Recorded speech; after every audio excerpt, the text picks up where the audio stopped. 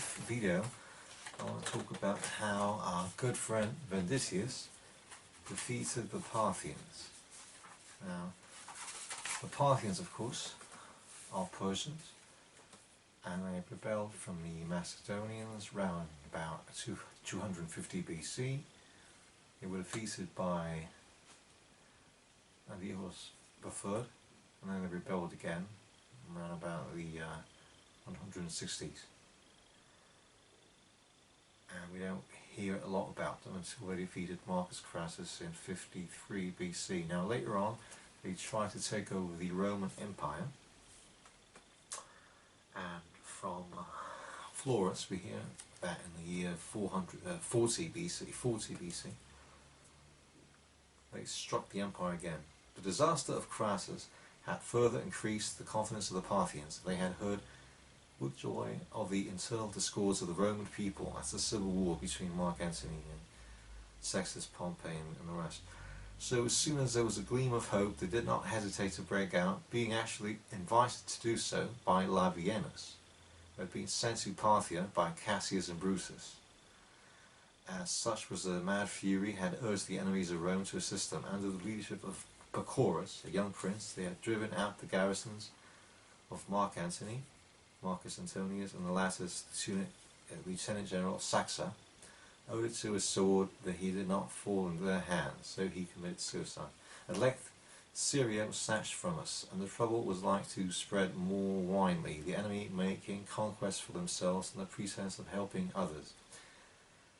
Had not Publius Venditius, another lieutenant of Mark Antony, with marvellous good luck, severely defeated the forces of Labienus and Prince Pacorus, himself and all the Parthian cavalry over the whole area between the Euphrates and the Orontes. Now the defeated force numbered more than 200,000 men.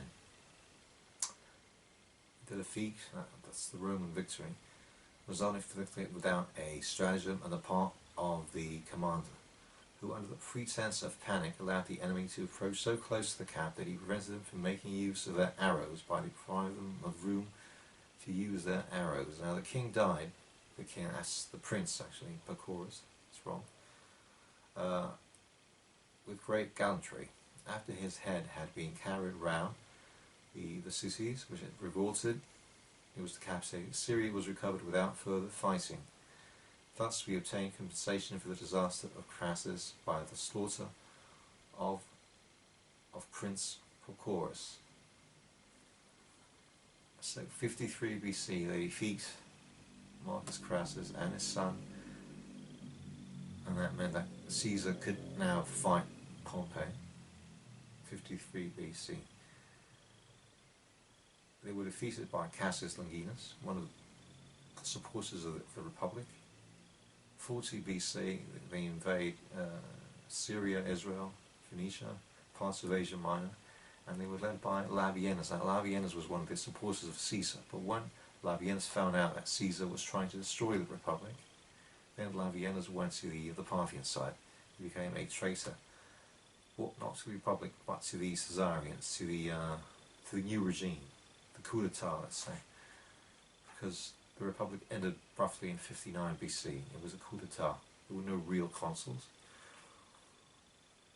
And so Publius Venditius, this is the account of Florus, he defeated the Parthians twice, drove them back, and Mark Antony was jealous of his successes and he got them out of the way. Because Mark Antony was one of the dictators, he was one of the new boys of the big regime.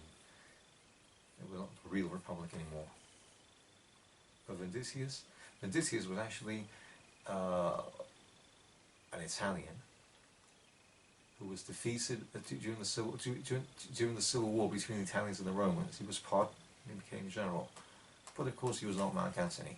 But he fought better than Mark Antony did, and we'll see that in the next video. Persian troops fighting Roman legionaries.